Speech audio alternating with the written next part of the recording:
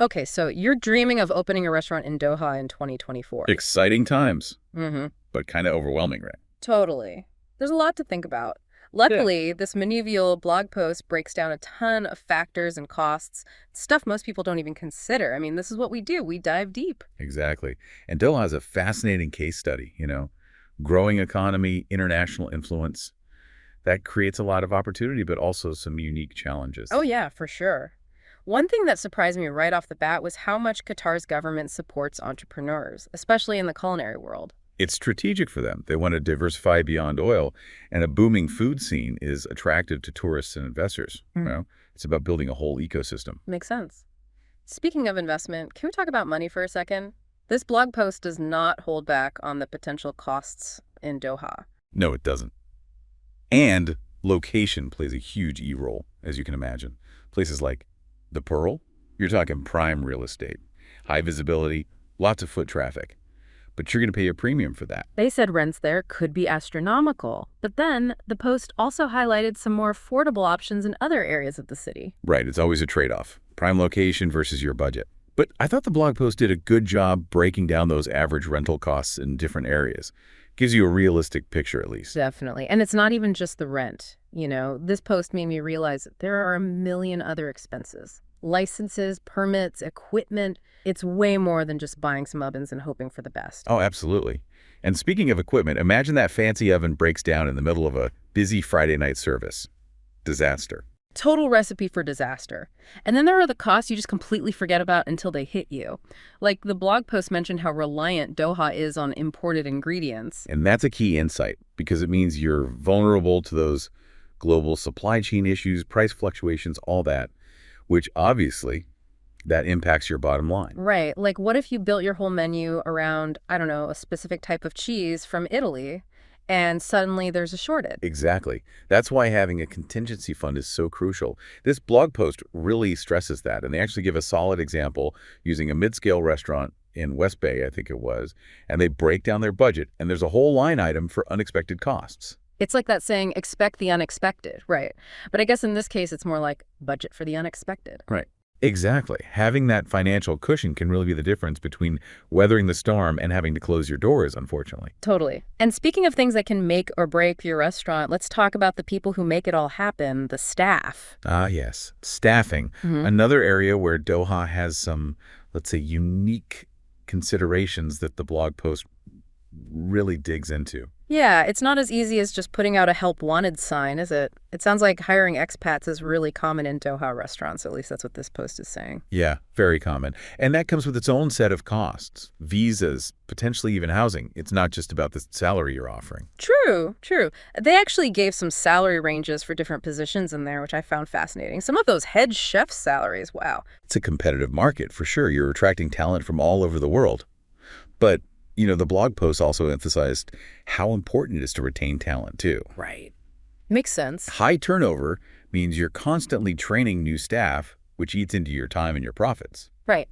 Right. Like constantly training someone on how to properly chop an onion. You need your team firing on all cylinders. Exactly. And it goes beyond just their skills, too. It's about creating a positive work environment, investing in their development. Those things all factor into retention, which ultimately impact your bottom line. For sure. So, okay, you've got a great team, you found an amazing location, and you're prepared financially. But how do you actually get people in the door? That, my friend, is the million-rial question. And it leads us to our next key ingredient for restaurant success in Doha. Marketing. It's not enough to just have amazing food, right? You've got to know how to get people excited about it, especially in a crowded market like Doha. 100%. And at this blog post, I thought they did a good job getting into the specifics of what works in Doha specifically. Like one thing that really jumped out at me was how much they emphasized Instagram. Yeah, I mean, it makes sense, right? Doha is a very visual city. Food is no exception. People want to see those beautifully plated dishes, all those colors. It's about creating an experience even before they step in the door. Totally. And it's not enough to just, have an Instagram account. You have to understand how to use it strategically. Yeah. Like what were they saying? High quality photography. High quality photography, captions that are engaging. It's about building a brand, right? For sure, for sure. And then they were talking about influencer marketing, which I guess is huge in Doha, from what they're saying. It is. It is. Although the landscape there is a little bit different than you might expect. Like, it's not just about going after those mega influencers with millions of followers. Interesting. It's more about finding the right influencers that really resonate with your target audience, the ones who can authentically showcase what your restaurant's all about, like the food, the vibe. So it's more about like those micro-influencers who maybe have a smaller following, but it's a very dedicated local following. Exactly. It's about quality over quantity in that sense. This post actually gave some really helpful tips on how to identify and connect with those influencers. I thought that was useful. I'll have to go back and check that out. But okay, so we've talked about marketing, which is obviously key.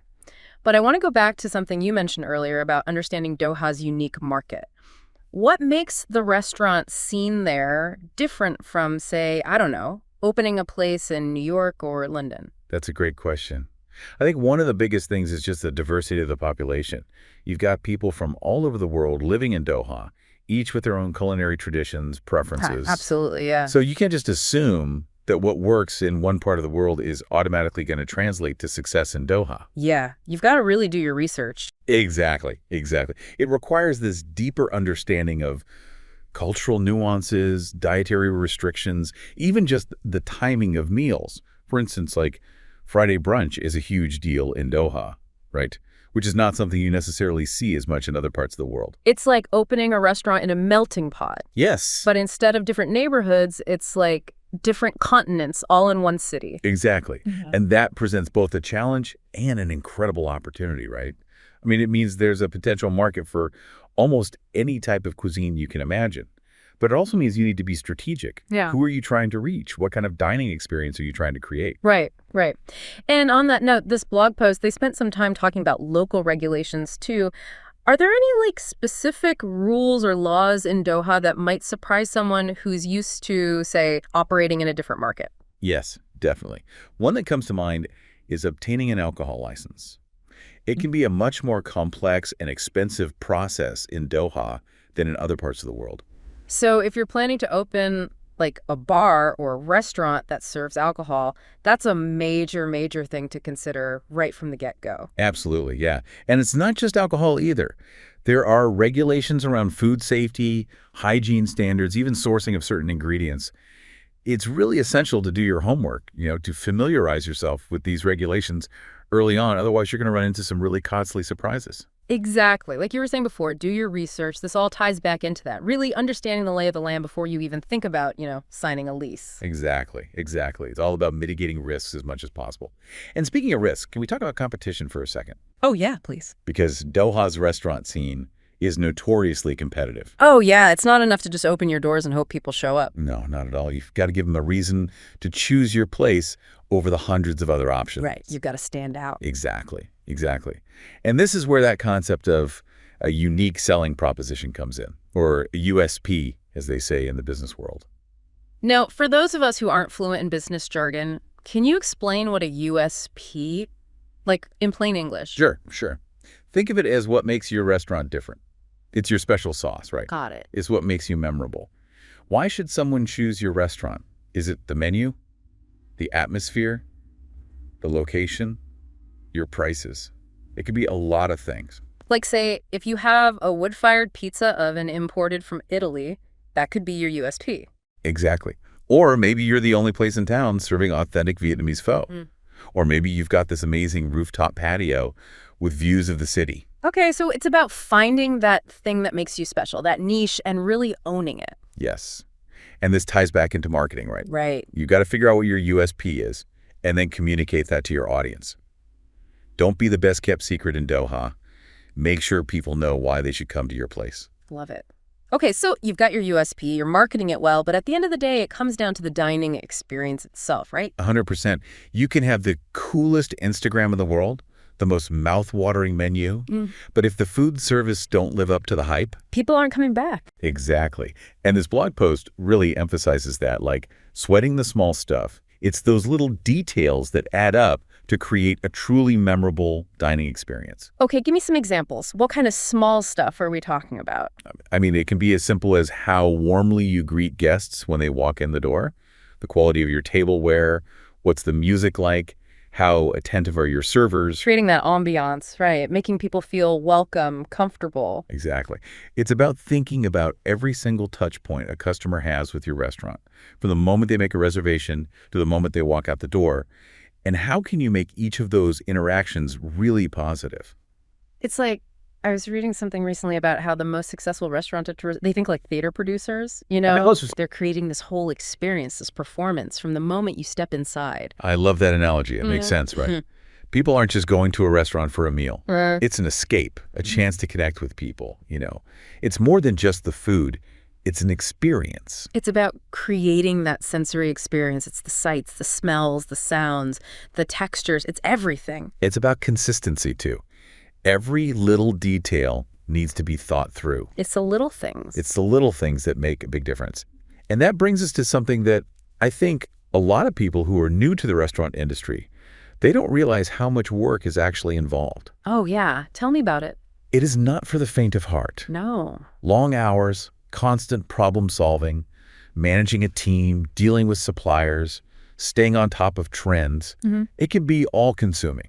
So passion is essential. You really have to love what you're doing. Oh, 100%. Because, yeah, if you don't have that passion, you're going to burn out so quickly. But, passion alone isn't enough either. Right, because I'm sure there are a lot of people out there who think, oh, I make a mean dish. I'm going to open a restaurant. I'm going to be rich. We've all been there, right? But I think this blog post did a really good job of highlighting the need to have a really strategic mindset. So it's about, like, treating your restaurant like a business, not just a passion project. Exactly. Which I'm sure for some people is hard to get their head around, right? It can be. But it means being willing to learn and adapt, to make tough decisions, and to even pivot your entire concept if you need to. It's about being flexible. Wow, so you really have to be like a chef and a business manager all rolled into one. In a way, yeah. It's a lot, but it's also what makes it so exciting, right? It's definitely not for everyone, but for those who have the passion, the grit, and the business savvy. Doha's culinary scene is ready and waiting. Exactly. Okay, so this deep dive has given us a lot to think about. We explored the financial realities, the importance of understanding Doha's unique market, and the need for both passion and a strategic mindset. It's about finding the right recipe, so to speak. We've talked about the ingredients, but the most important element, the thing that no blog post can teach you, is you. So after diving deep into this blog post, I think we can safely say, is opening a restaurant in Doha in 2024 a recipe for success? It's not a simple answer, is it? I mean, this blog post, they're not sugarcoating it. Opening a restaurant anywhere, it's inherently risky. Yeah, I've heard that saying, restaurants are a terrible investment. Unless you're really good at it. Exactly. Yeah. But I feel like what makes Doha so interesting is the potential rewards, they seem even higher there than in, say, a less dynamic market. Oh, for sure. I mean, it's booming over there. But that also means more competition, higher stakes. It's a trade-off, for sure. Higher risk, higher rewards. So what should someone be thinking about when making this decision? Well, this blog post, they gave us a ton of practical advice, especially on the money side. And those are things you can't ignore, right? Nope. You got to go into it with a realistic picture of the costs, the competition, all of it. No rose-colored glasses. No romanticizing the chef life. Exactly. Yeah. But assuming you've got the solid business plan, I think the next layer is passion. Because no amount of profit is going to make you happy if you hate what you're doing. 100%. Right. Opening a restaurant, it's brutal. Long hours, constantly putting out fires, the pressure never lets up. If you don't love it, the food, the whole experience. Yeah, you're going to get burnt out pretty quickly. Fast. But, I think where people get tripped up is passion alone isn't enough. Right. Everyone thinks they can just open a restaurant and... I make a great burger, I'm going to be rich. We've all been there. Totally. But you really need that strategic mindset. That's what this blog post really drove home for me. So it's about treating your restaurant like a business, not just a hobby. Exactly. Being willing to learn, to adapt, maybe even scrap your whole concept if it's not working. Wow. You really do have to be a chef and a business person, huh? It's a tough gig, no doubt. But when it works, there's nothing like it. This deep dive has been a roller coaster. We covered so much. We did. We talked about the financial side, the unique challenges and opportunities in Doha, and of course, the importance of passion and strategy. But like you said, there's that one crucial ingredient no blog post can give you. Exactly. That special something that makes your restaurant stand out. That's what it all comes down to. What flavor are you bringing to the table? That's the real recipe for success.